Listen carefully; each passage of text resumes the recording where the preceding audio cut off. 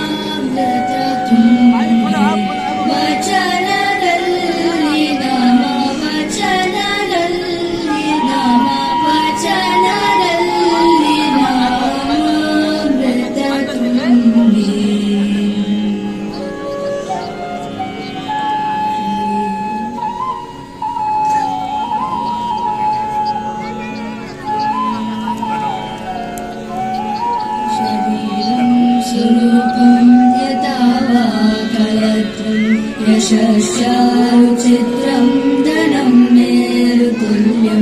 गुरोरं विपद्मे मनस्य न लग्नं तथा किं कलत्रं धनं पुत्रपौत्रादि सर्वं गृहं बालवासमेतद्विजातं गुरोरं विपद्मे मनस्य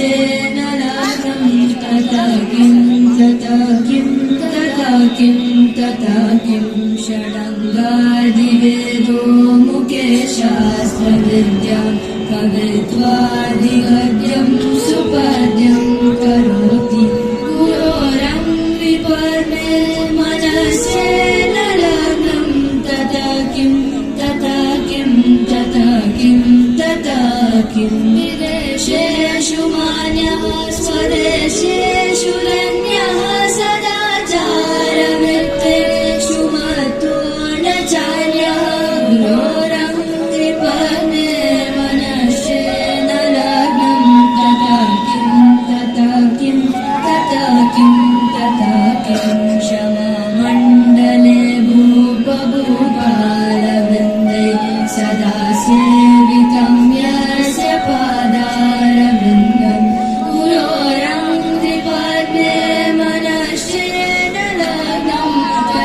किं तथा किं तथा किं तथा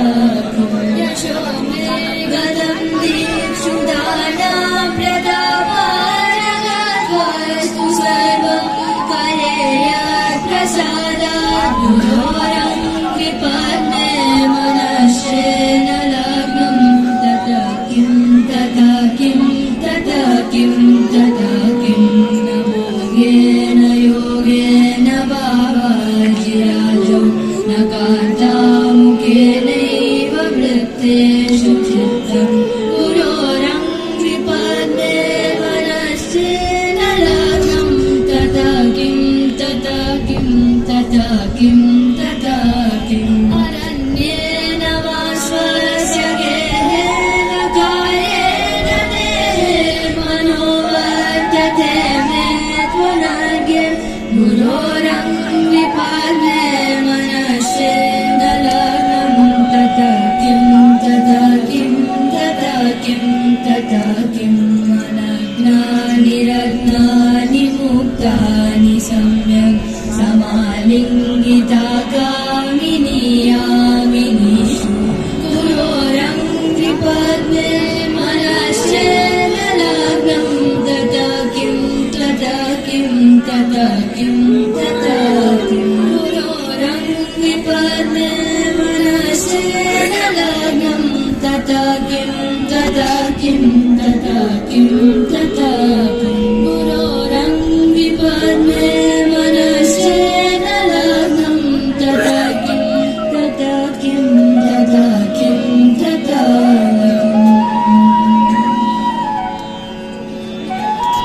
ओङ्कारं बिन्दुसंयुक्तं नित्यं ध्यायन्ति योगिनः कामदं मोक्षदं चैव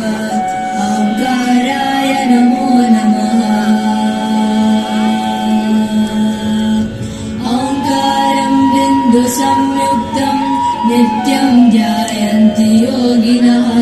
कामदं मोक्षदं चैव ओङ्काराय नमो नमः नमन्ति ऋषयो देवाः नमन्त्याप्सरसा गणाः नरा नमन्ति देवेशं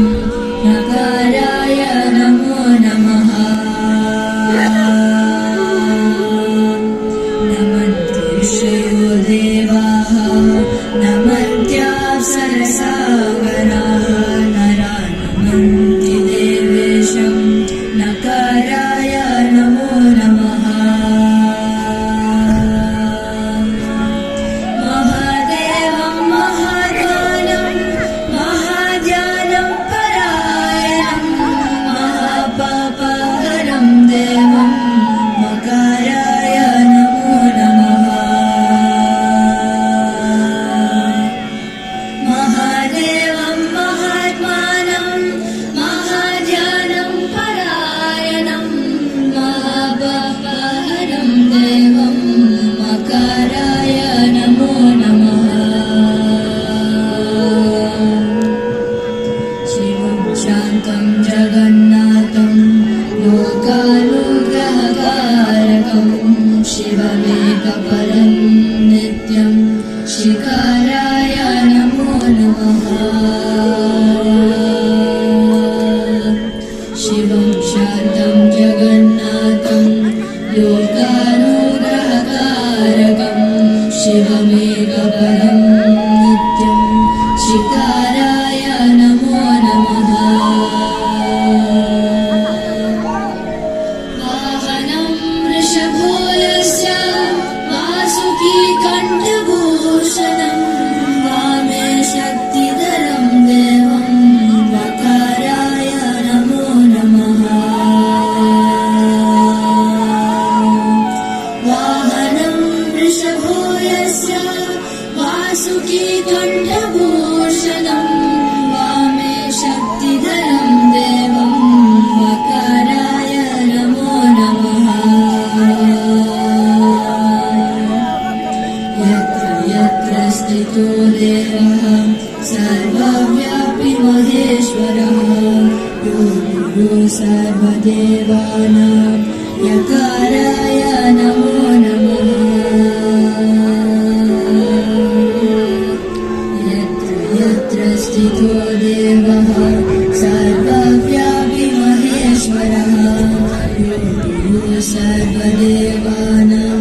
यकार